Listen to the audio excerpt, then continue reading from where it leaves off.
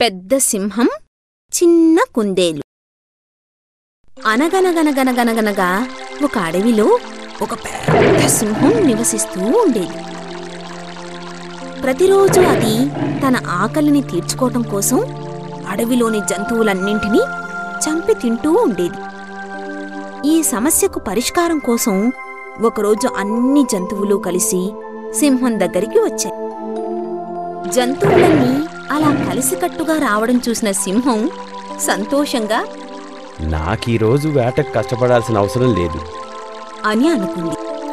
అప్పుడు జంతువులు, మహారాజా, మీరే అడవికి రాజు, మేమంతా మీ ప్రజలం.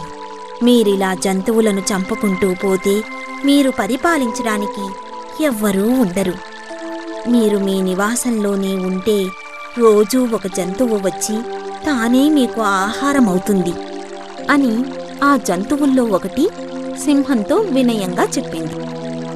ఆ ఏర్పాటుకు సింహం చాలా సంతోషంగా ఒప్పుకొని, మీరే రోజైనా నాకు అనుకున్నట్లుగా ఆహారం పంపడంలో విఫలమైతే ఆ రోజు మిమ్మల్ని అందరినీ చంపేస్తాను, జాగ్రత్త అంటూ జంతువులన్నింటినీ హెచ్చరించింది. దాంతో ప్రతిరోజు సింహానికి ఆహారంగా ఒక జంతువు వెళుతూనే ఉంది.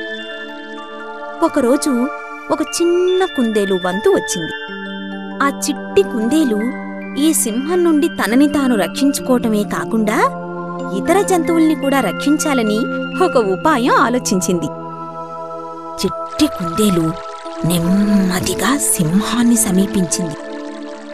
అంత చిన్న కుందేలుని చూసిన సింహం కోపంతో, ఏంటి, నా ఆహారానికి ఇంత చిన్న జంతువా? తక్షణమే అన్ని జంతువుల్ని చంపేస్తాను అని పెద్దగా గర్జించింది. అప్పుడు చిట్టి కుందేలు ఆ సింహగర్జనకు భయపడి వణుకుతూ, రాజా, మేము ఆరుగురము మీకు ఆహారంగా పంపబడ్డాం. కానీ ఒక పెద్ద సింహం మాలో 5గురిని చంపి తినేసింది అని అంది. దాంతో సింహం కోపంగా గర్జించి, ఏంటి, ఇంకో పెద్ద సింహమా అని అంది.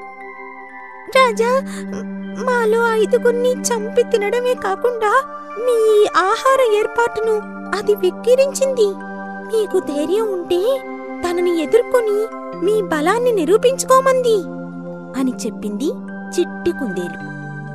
నన్ను వెంటనే అందరి తీసుకెళ్ళండి అని అంది సింహం.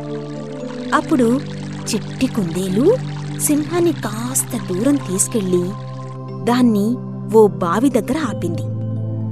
ఆ బావిలోనే ఆ పెద్ద సింహం ఉంది అని చెప్పి చూపించింది.